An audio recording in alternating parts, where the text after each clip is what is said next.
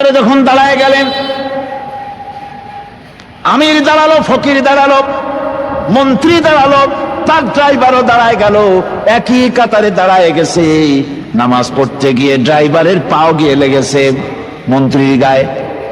নামাজ শেষ হওয়ার পর মন্ত্রীর বাবার ক্ষমতা নাই এ কথা বলার যে বেটা ড্রাইভার সলিমুদ্দি, তোর পাও লেগেছে আমার পায়ে, তোর চাকরি সুদ্ধা দোজখে পাঠায় দেব। পারবে বলতে?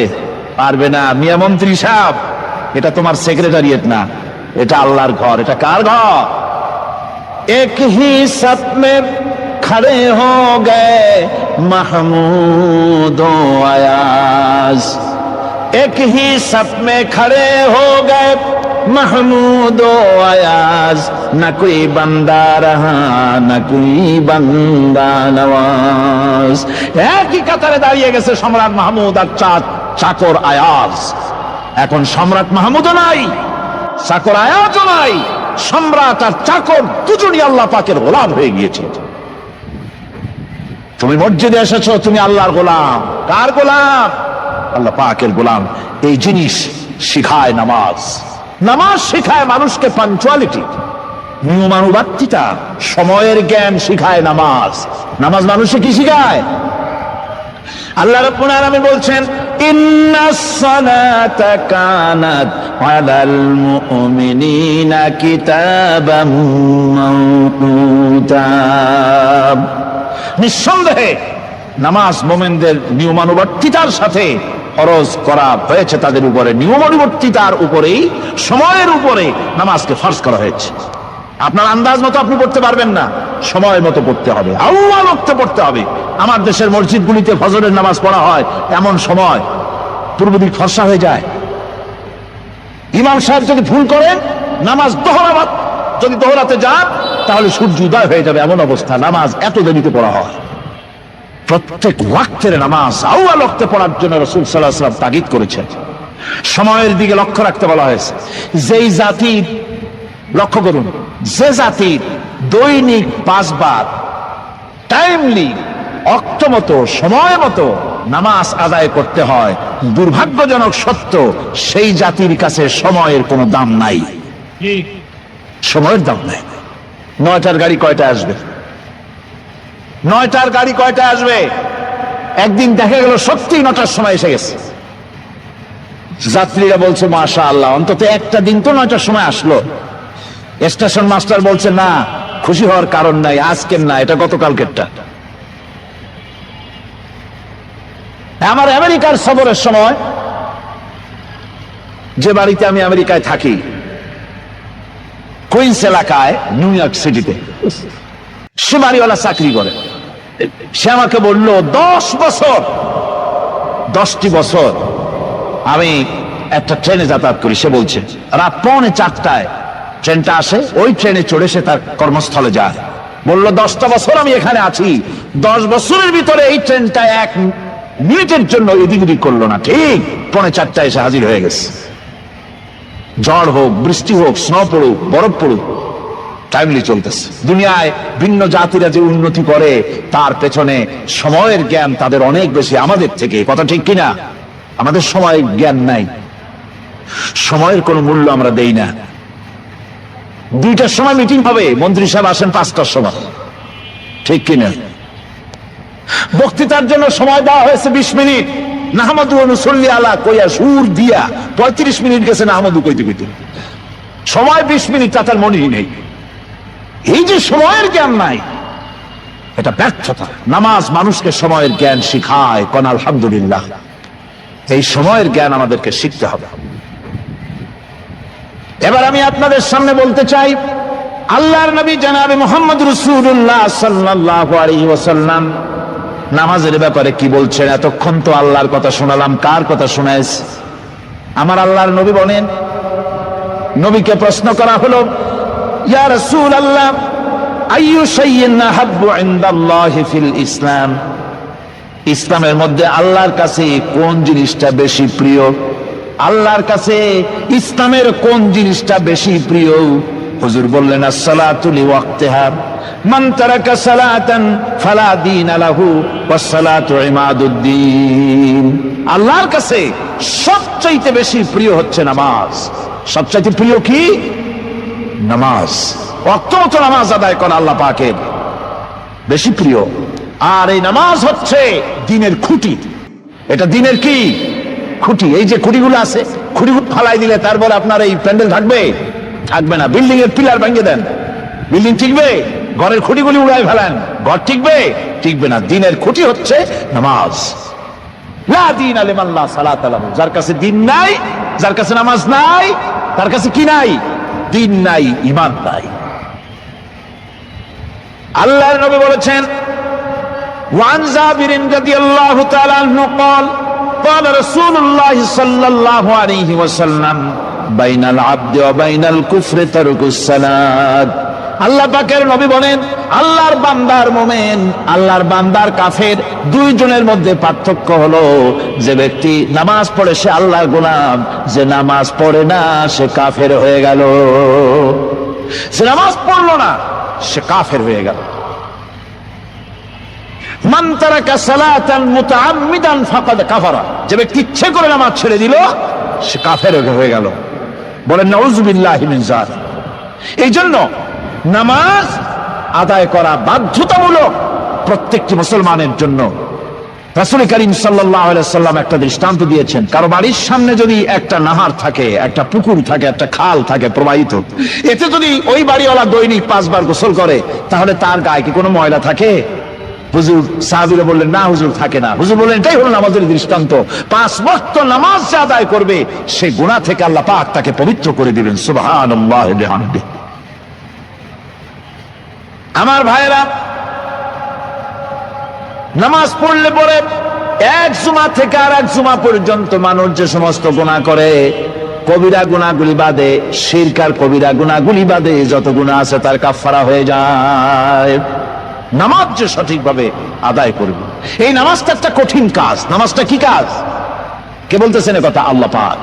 ওয়া ইন্নাহা লাকাবীরাতুন ইল্লা আলাল খাশিঈন। নামাজ একটা ভারী জিনিস, একটা কঠিন জিনিস। কাদের জন্য কঠিন নয়? যারা নাকি আল্লাহ পাককে ভয় করে। আল্লাযীনা ইয়াযুন্নুনা আন্নাহুম মুলাকু রাব্বিহিম ওয়া আন্নাহুম ইলাইহি রাজিউন। যারা নাকি একথা মনের ভিতরে ধারণা করে যে আল্লাহ রাব্বুল আলামিনের দরবারে আমার হাজির হওয়া লাগবে, মোলাকাত করা লাগবে, এই চিন্তা যারা করে তাদের জন্য নামাজ মোটেই কষ্টকর নয়, নামাজ মোটেই তাদের জন্য অসহনীয় নয়, বোঝা নয়, ভার নয়। তারা নামাজ আদায় ঠিকই করবে। এই জন্য বিবি বাল বাচ্চা সকলকে নামাজের জন্য তাগিদ করতে হবে। যত ভাই এখানে এসেছেন নিজেরা পড়বেন, বিবি বাল বাচ্চাকে তাকিদ করবেন। আল্লাহ পাক বলছেন, ওয়া আনজির আশীরাতাকাল আকরাবিন। তোমার নিকটবর্তী যারা আছে তাদেরকে তুমি আল্লাহর ভয় দেখাও, নামাজের জন্য তাদেরকে বলো, আল্লাহর ভয় তাদের অন্তঃকরণের মধ্যে সৃষ্টি করে দাও। আর এই নামাজ পড়তে হবে জামাতের সাথে। নামাজ পড়তে হবে কিছুর সাথে? জামাতের সাথে। রাসূল করিম সাল্লাল্লাহু আলাইহি ওয়াসাল্লাম বলছেন, হুজুরের কাছে, আল্লাহর নবীর কাছে হযরতে আবু হুরায়রা রাদিয়াল্লাহু তাআলা আনহু হাদিসটি বর্ণনা করেছেন। হুজুরের কাছে একজন অন্ধ লোক এলো। সেই অন্ধ লোক এসে বললেন, হুজুর আমি তো চোখে দেখি না, জামাতের যে গুরুত্বের কথা আপনি বললেন, আমাকে কি রুখসত দেওয়া যায় নাকি? আমি অনেক সময় সাথী সঙ্গী পাই না, আমাকে কি রুখসত দেওয়া যায় নাকি? হুজুর বললেন, হ্যাঁ তোমাকে রুখসত দেওয়া গেল। অন্ধ যখন হেঁটে যাচ্ছিলেন নবীজি তাকে আবার ডাকলেন, ডেকে জিজ্ঞেস করলেন, অন্ধ নামাজের মসজিদের আজান কি তোমার কানে যায়? বলে হ্যাঁ আমি আজান শুনি। হুজুর বললেন, আজানের জবাব দিবা, মসজিদে এসে জামাতে নামাজ পড়বা। একজন অন্ধকে রুখসত দেওয়া হয় নাই। মসজিদে আজান শোনার পর ঘরে বসে যদি নামাজ আদায় করেন, নামাজের হক আদায় হবে না। হুজুর সাল্লাল্লাহু আলাইহি ওয়াসাল্লাম বলেছেন, মসজিদে আজান হওয়ার পর যে ব্যক্তি ঘরে বসে নামাজ পড়ে, আমার ইচ্ছা হয় ঘরটা আগুন দিয়ে জ্বালায় দেই। কে বলতেছেন?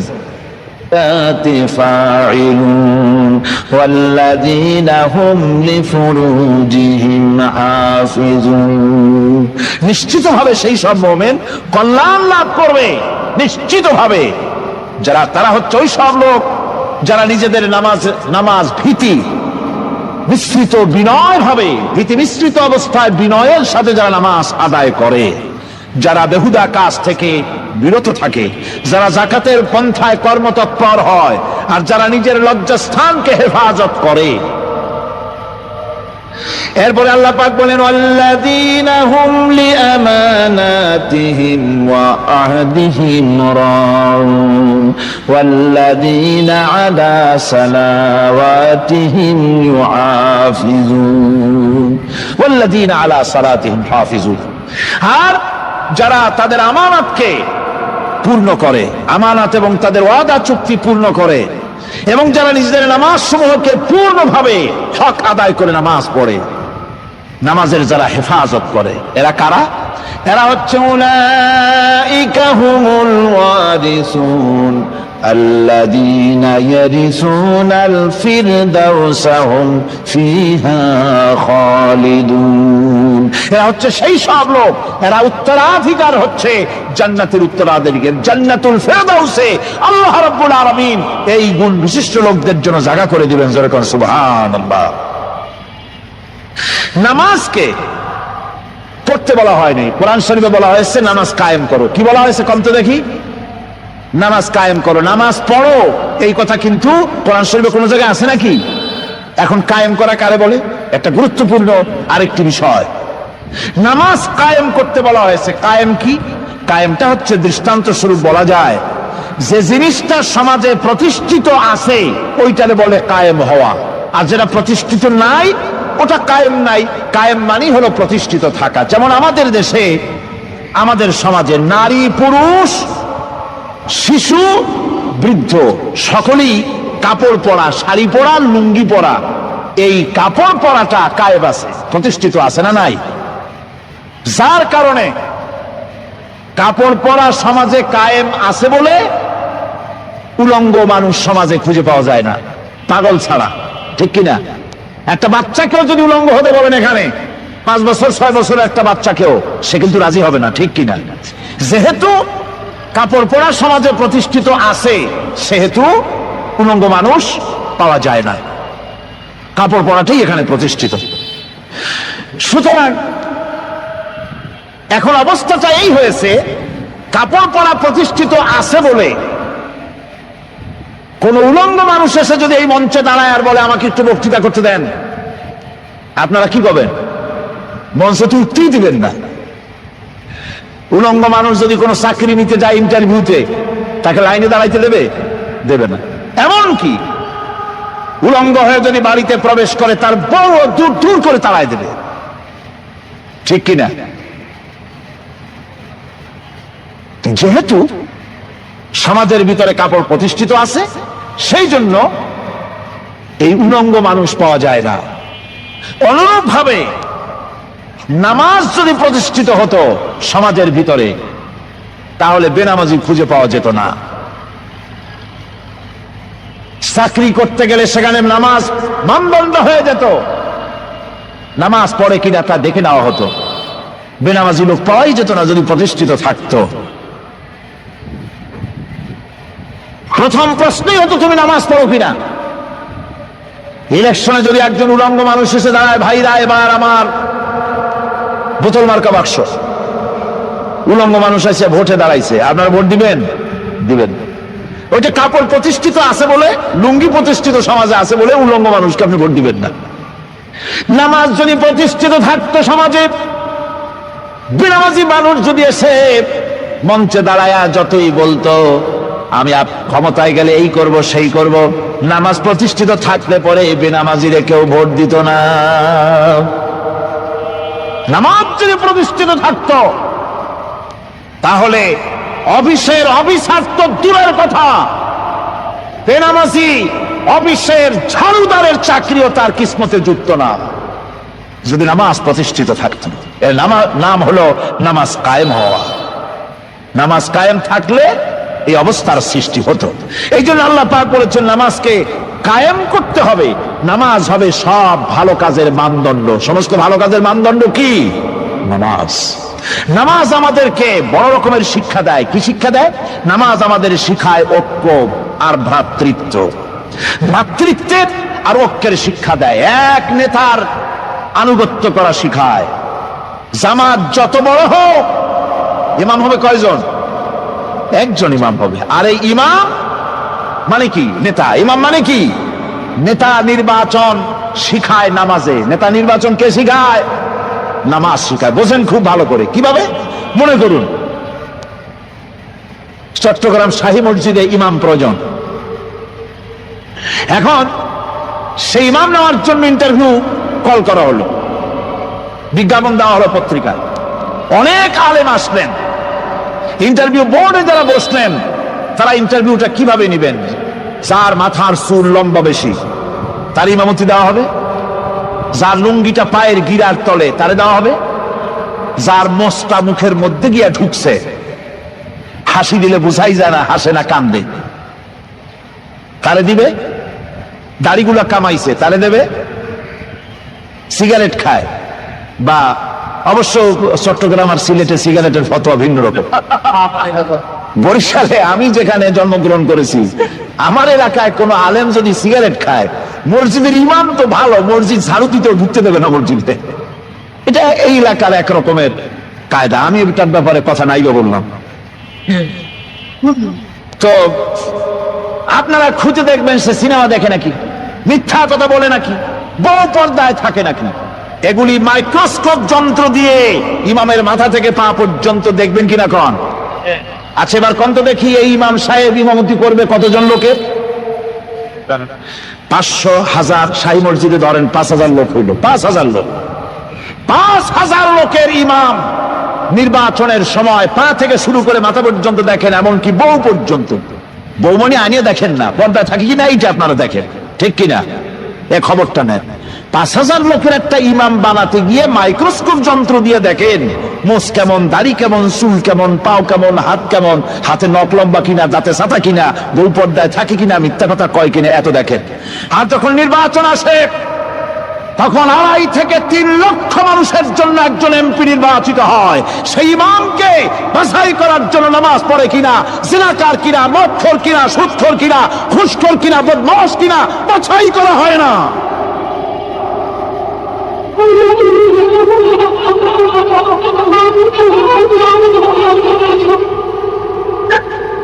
নামাজ আমাদেরকে এটা শিখায়, ইমাম কেমনে বানাইতে হবে। কন সুবহানাল্লাহ। নামাজ ঐক্য শিখায়, নামাজ ভ্রাতৃত্ব শিখায়, নামাজ পারস্পরিক মহব্বত শিখায়, নামাজ নেতা কেমন হওয়া উচিত, নেতা নির্বাচন শিখায়। আবার নেতা ভুল করলে তার ভুল বলা যাবে না, এরকম হতে পারবে না। নামাজের ভিতরে ইমাম যদি ভুল করলে আপনি লোকমা দিবেন, সুবহানাল্লাহ, আল্লাহু আকবার বলবেন। যদি তিনি সংশোধন না হলেন আবার দেন, তারপর সংশোধন হলো আবার দেন। 3 বার লোকমা দেওয়ার পর যদি ভুল সংশোধন না করে নামাজ ছেড়ে দেন, ইমামকে বের করে দেন, নতুন ইমাম নিয়োগ করেন। যারা ক্ষমতায় যাবে, আপনি রাষ্ট্রের ইমাম যারে বানাবেন, সেই রাষ্ট্রীয় ইমাম যদি জনগণের ইচ্ছার বিরুদ্ধে যদি চলে, 1 বার লোকমান দেন, 2 বার লোকমান দেন, 3 বার দেন, তারপরেও যদি না নামে, খড় ধরে নামে না। নামাজ আপনাকে নেতা নির্বাচন, নেতাকে প্রতিষ্ঠিত রাখা, নেতার আনুগত্য আপনাকে শেখায়। নামাজ লাইন সোজা করে দাঁড়াতে হবে। লাইন যদি বাঁকা করেন আপনার কলিজাটা ওরকম বাঁকা হয়ে যাবে। নাউযুবিল্লাহ। নামাজের কাতারে যার কারণে নামাজের কাতার বাঁকা হবে, পুরা কাতারের জন্য আল্লাহর কাছে ওই লোকটা দায়ী হয়ে যাবে। নামাজ শৃঙ্খলা শিখায়। সুবহানাল্লাহ কইতে ইচ্ছা করে না? নামাজ শৃঙ্খলা শিখায়, শৃঙ্খলা বোধ শিখায়, সোজা হয়ে দাঁড়ায়। তারপরে ঐক্য এবং মহব্বত শিখায়। নামাজের ভিতরে অস্থিরতা, পাপাচার থেকে মানুষকে বাঁচায় কে? জোরে চিল্লায় কোন কে? নামাজ। এই নামাজ মানুষকে অন্যায় কাজ থেকে বাঁচায় দেয়। নামাজ যে মানুষকে অন্যায় কাজ থেকে বাঁচায়, কেমনে বাঁচায়? আমরা যে নামাজ পড়ি, এই নামাজে তো আমাদেরকে অন্যায় কাজ থেকে বাঁচাইতে পারে না। নামাজি বহুত মানুষ আছে অন্যায় করে, করে কিনা কন? না করে না? করে। নামাজি অথচ অন্যায় করে। আর আল্লাহ বলছেন নামাজিকে, নামাজটাকে অশ্লীলতা থেকে ফিরায়। তাহলে কথা কাটটা ঠিক? আল্লাহটা জোরে বলেন, কাটটা ঠিক। অবশ্যই আমার আল্লাহর কথা হক। আমি ভুল করতেছি, আমি যেন কোথাও ভুল করতেছি, সামথিং ইজ রং, কোথাও যেন আমরা ভুল করে বসতেছি, সেই ভুলটা কি আমরা আবিষ্কার করতে চেষ্টা করবো ইনশাআল্লাহ। প্রথম যে কথাটা সেটা হচ্ছে এই যে আমরা যা নামাজে পড়ি আমরা তা বুঝি না, কথা ঠিক কিনা? আমি যদি এখন প্রশ্ন করি সামি আল্লাহু লিমান হামিদা অর্থ কি, কম ফার্স্ট ডিভিশনে কয়েকটা লেটার নিয়ে ফেল করবেন এরকম লোক আছেন না নাই? সুবহান রাব্বিয়াল আলা অর্থ কি জানি না, সুবহান রাব্বিয়াল আযীমের অর্থ কি জানি না, দোয়ায় কুনুত অর্থ কি জানি না, তাশাহুদ অর্থ কি জানি না, সূরা ফাতিহার অর্থ কি জানি না, এমন কি উযুর মধ্যে কয়টা ফরজ তা অনেকের জানা নাই। কথা কি বেশি বললাম না ঠিক বলছি? একজনে জিজ্ঞেস করলো, মিয়া উযুতে কয় ফরজ? কয় হুজুর কি মনে করেন যে বুঝি জানি না? এটা তো সাধারণ ব্যাপার, বলেন না কয় ফরজ? কয় উযুতে তো 17 ফরজ। কি কি? কয় হাত ধোয়া, পাও ধোয়া, মুখ ধোয়া, নাক ধোয়া, চোখ ধোয়া, জিহ্বা ধোয়া, মাথা ধোয়া। বলতে বলতে গুনে দেখা গেল প্রায় 19টার মতো বলছে। বলা হলো, মিয়া বললেন আপনি উযুতে ফরজ 17টা, কইলেন আপনি 19টা। কয় হুজুর জানি আরো, বলি না আপনাদের ভয়তে। উযু জানে না, নামাজ জানে না, তাকে এই নামাজ কেমনে ফিরাবে অন্যায় কাজ থেকে? কথা বুঝতে পেরেছেন? নামাজে আল্লাহু আকবার বললাম, এরপরে সানা পড়লাম, তারপরে সূরা ফাতিহা পড়লাম। সূরা ফাতিহার ভিতরে যে সমস্ত কথাগুলি বললাম সেই কথাগুলি বুঝি না, কি বলেছি তাও জানি না। এরপরে সুবহান রাব্বিয়াল আলা বলেছি, সুবহান রাব্বিয়াল আযীম বলেছি, সামি আল্লাহু লিমান হামিদা বলেছি, অর্থ কি জানি না।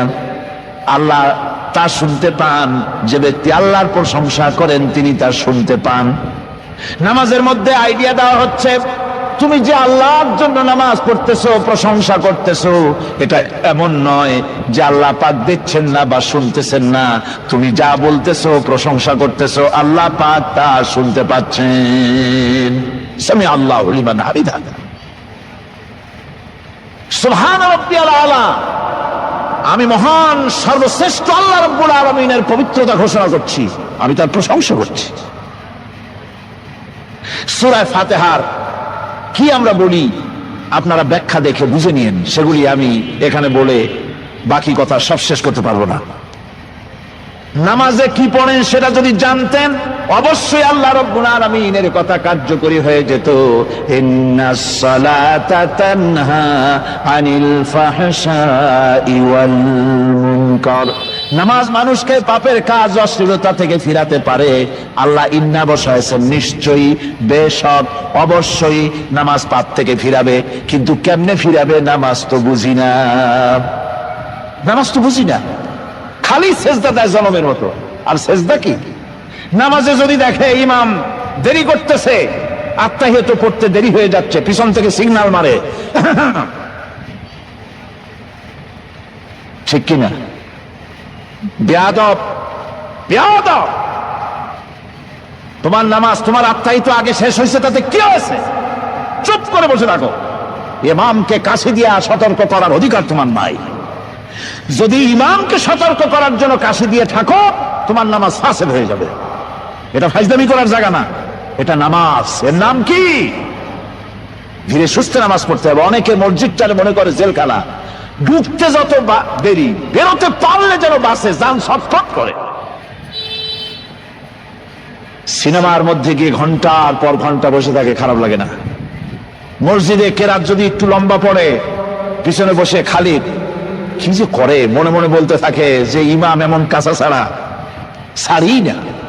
আর গান যখন শোনে, শুনতেই থাকে, কত মজা, ঘুম আসে না। নাউজুবিল্লাহ। সুতরাং নামাজে কি বলেন সেটা আপনাকে বুঝতে হবে। সঠিকভাবে নামাজ পড়ার পরও যদি কোন মানুষের সঠিকভাবে, ভালো করে শোনেন, সঠিকভাবে নামাজ পড়ার পরেও যদি কোনো মানুষ পাপের থেকে না ফেরে, তাহলে বুঝতে হবে একথা, পানি আর সাবান দিয়া কাপড় ধুলে কাপড়ের ময়লা যাবে, কিন্তু পানি আর সাবান দিয়া কয়লা জনমের মতো ধুইলেও কয়লার ময়লা যাবে না। কথা বুঝে আসছে? এর থেকে আর উত্তম দৃষ্টান্ত আমার কাছে নাই। নামাজ পড়ার পরেও যদি চরিত্র ভালো না হয়, বুঝতে হবে নামাজ হচ্ছে না, কাঙ্ক্ষিত মানের নামাজ আদায় হচ্ছে না। আল্লাহর নবী বলেছেন, যার নামাজ পাপ কাজ হতে ফিরাতে পারলো না, তার নামাজ নামাজি নয়। আবার শুনুন, রাসূল বলছেন, যার নামাজ তাকে পাপের কাজ থেকে ফিরাতে পারলো না, তার নামাজ নামাজ নয়, ওটি নামাজ হয় নাই, যার জন্য তার পাপ থেকে তারে ফিরাইতে পারছেন। আর কিয়ামতের দিন বেনামাজিরা সবচাইতে বেশি অপমানিত হবে। সবচাইতে বেশি অপমানিত হবে কারা? বেনামাজিরা। কিভাবে?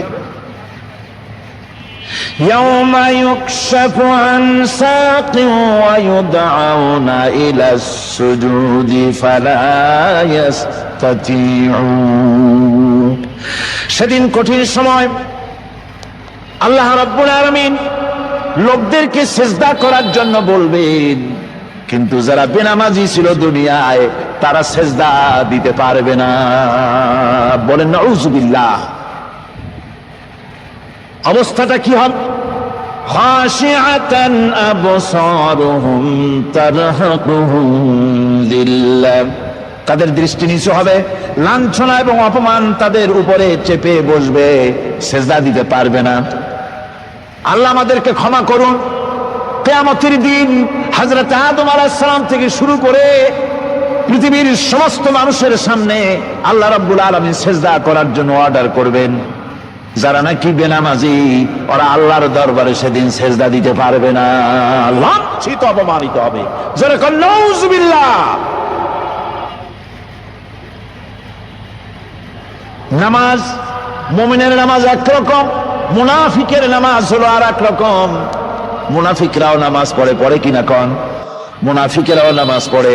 মুনাফিকরা যখন নামাজ পড়তে যায়, আল্লাহ রাব্বুল আলামিন বলতেছেন, ওয়াইদা কামু ইলাস সালাতি কামু কুসালা। মুনাফিকেরা যখন নামাজ পড়তে দাঁড়ায়, নামাজে আসে ঠিক তারা, কিন্তু নামাজের জন্য দাঁড়ায় খুব শৈথিল্য ভারে, শৈথিল্য ভাবে দাঁড়ায়, কাহিলি সুস্তি, এ জায়গা চুলকায়, পায়জামা ধরে টান দেয়, টুপিটা ঘুরে আয়, এদিক ওদিক তাকায়। মুনাফিকের নামাজ দেখলেই ঠিক পাওয়া যায় যে বেটা মুনাফিক। এইভাবে সে দাঁড়ায়। তার নামাজটা কি জন্য? ইউরাউনান নাসা ওয়ালা ইয়াযকুরুনাল্লাহা ইল্লা কালিলা। তাদের নামাজ হচ্ছে মানুষকে দেখাবার নামাজ। নাউযুবিল্লাহ। এখন দেখবেন এই মৌসুম আসছে, নামাজের মৌসুম, বেনামাজিদের নামাজের মৌসুম। জনসভা হচ্ছে, নির্বাচন আসতেছে, নামাজে রক্ত হয়ে গেছে, তাড়াতাড়ি আজান হয়ে গেল। টুপি না থাকলে রুমাল একটা মাথায় দিল, উযু আছে কিনা আছে, আল্লাহু আকবার, যা আছে কপালে হয়ে যাক। মানুষকে দেখাবার জন্য এরা নামাজ পড়ে। এরা আল্লাহর শরণার্থে নামাজ খুব কম লোকই পড়ে। এরা হচ্ছে মুনাফিক। দুনিয়া এবং আখিরাতে কল্যাণের জন্য একমাত্র মাধ্যম হচ্ছে নামাজ। দুনিয়াও যদি কল্যাণ চাই, আখিরাতেও যদি কল্যাণ চাই, তাহলে এর জন্য কি করতে হবে? কি করতে হবে? আমার কথা নয়, আল্লাহ রাব্বুল আলামিনের কথা শুনুন। রব্বুল আলামিন বলেন, ক্বাদ আফলাহাল মুমিনুন আল্লাযীনা হুম ফি সালাতিহিম খাশিউন ওয়াল্লাযীনা হুম লিয-যাকাতি। ইয়া আইয়ুহাল্লাযীনা আমানু হাল আদুল্লুকুম আলা তিজারাতিন তুনজিকুম মিন আযাবিন আলীম। এমন একটা ব্যবসার কথা কি বলবো না, যে ব্যবসায় তোমাদেরকে জাহান্নামের আযাব থেকে বাঁচায় দেবে। তার প্রথম কাজই হলো আল্লাহর প্রতি ঈমান আনা। ঈমান আনলে পরে এই সমস্ত গুণ তৈরি হয়ে যায়। আর ঈমানে সবচাইতে উপকৃত হয় সমাজের লোকেরা, রাষ্ট্রের লোকেরা, পরিবারের লোকেরা, দেশের মানুষ উপকৃত হয় মুমিনদের দিয়ে ঈমানের কারণে। তার কারণ হলো, একজন মুমিন, একজন ব্যক্তি যখন ঈমানদার হয়, মুমিন হয়ে যায়, আল্লাহর প্রতি যখন প্রগাঢ় বিশ্বাস তার এসে যায়, তখন সেই ব্যক্তি নৈতিকতার মান তার বেড়ে যায়। জোরে বলেন সুবহানাল্লাহ। নৈতিক চরিত্রের উপরে সে প্রতিষ্ঠিত হয়, সে মিথ্যা বলতে সাহস পায় না। মুমিন ব্যক্তি মিথ্যা বলতে সাহস পায়? পায় না। কেন পায় না? মিথ্যা বলতে সাহস পায় না, ঠকাতে সাহস পায় না, ওজনে কম দিতে সাহস পায় না, শয়তানি বদমাশি করতে সাহস পায় না। তার কারণ হলো আল্লাহ পাক বলে দিয়েছেন, মুমিন কোরআনের ভিতরে পড়েছে, ইয ইয়াতালাক্কাল মুতালাক্কিয়ানি আনিল ইয়ামিনি ওয়া আনিশ শিমালি কাঈদ। দুজন নিয়ন্ত্রণকারী ফেরেশতা তোমার ডানে এবং বামে বসে বসে তোমাকে নিয়ন্ত্রণ করছে, কোথায় যাও কি করো এই ফেরেশতারা বসে বসে সব দেখতেছে। মা ইয়ালফিযু মিন কাওলিন ইল্লা লাদাইহি রাকীবুন আতীদ। মানুষ এমন কোনো কথা বলে না যা ফেরেশতারা রেকর্ড না করে, সব রেকর্ড হয়ে যায়। তাই মুমিন ব্যক্তি দায়িত্বহীন কথা বলতে পারে না। মুমিন ব্যক্তির চরিত্র ভালো হয়ে যায়, সে যে কথা বলে বুঝে শুনে কথা বলে, সে যে ওয়াদা করে বুঝে শুনে ওয়াদা করে, যেহেতু সবকিছুর জবাব কিয়ামতে দিতে হবে। কোথায় দিতে হবে? কোথায় দিতে হবে? কিয়ামতে আল্লাহর দরবারে জবাব দিতে হবে। মহান আল্লাহ রাব্বুল আলামিন বলেছেন, ওয়ালাকাদ খালাকনাল ইনসানা ওয়া না'লামু মা তুওয়াসবিসু বিহি নাফসু। মানুষ সৃষ্টি করেছি আমি, তার অন্তঃকরণের ভিতরে ওয়াসওয়াসা কি হয় আমি জানি। এই জন্য মুমিনেরা মনের ভিতরে কোনো খারাপ কল্পনাও করতে পারে না। খারাপ কল্পনা করলেও তার হিসাব দেওয়া লাগবে আল্লাহর কাছে। কার কাছে? ওয়াইন তুবদু মিন আনফুসিকুম আও তুখফুহু ইউহাসিবুকুম বিহিল্লাহ। আল্লাহ বলেন, মনের মধ্যে যে সব কল্পনা করো তা প্রকাশ করো আর গোপন রাখো, ওইটার হিসাব নেব আমি আল্লাহ পাক। কিয়ামতের দিন আমার কাছে হিসাব দিতে হবে।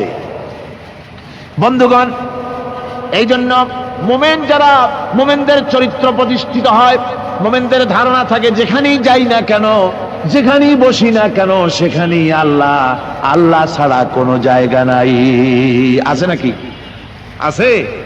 আল্লাহ পাক বলেন, মা ইয়াকুনু মিন নাজওয়া সালাসাতিন ইল্লা হুয়া রাবিউহুম। তোমরা যেখানে তিনজন মিলে পরামর্শ করো, মনে রেখো তিনজন নও, ওখানে চতুর্থ সত্তা আমি রব্বুল আলামিন তোমাদের কাছে আছি। সব শুনি আর দেখি। পাঁচজন যেখানে হও সেখানে আমি ষষ্ঠ। এর থেকে যদি কম হও, এর থেকে যদি বেশি হও, বান্দারে তুমি আছো যেখানে আমি আল্লাহ আছি সেখানে। আমি আমার ভাষায় কথাটা এভাবে বলি, এই জমিনটা যদি কাগজ হয় আর আমার নাকটার কপালটা যদি কলম হয়, তাহলে আমি যে গোলাম দৈনিক 5 বার আমার নাক আর কপাল দিয়া জমিন নামক কাগজের উপরে, দাস খতের উপরে দৈনিক 5 বার নাক আর কপাল দিয়া সই করে দেই, আল্লাহ আমি তোমার গোলাম আর কারো গোলাম নই, আমি একমাত্র তোমার গোলাম।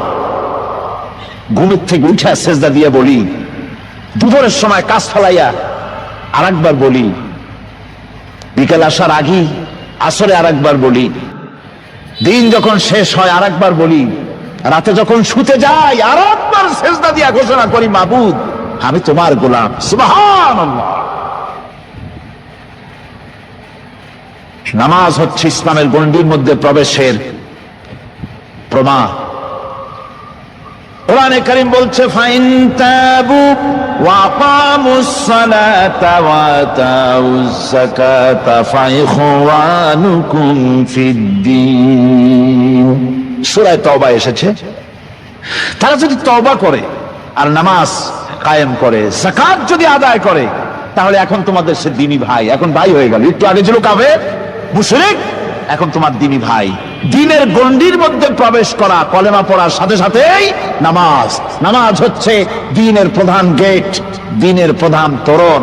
দ্বীনের মধ্যে প্রবেশ করার জন্য এই গেট দিয়ে প্রবেশ করতে হবে। সুতরাং এই নামাজের এতই গুরুত্ব দেওয়া হয়েছে। ইসলাম যদি ক্ষমতায় আসে, আল্লাহ যেন এনে দেন, জোরে কোন আমিন।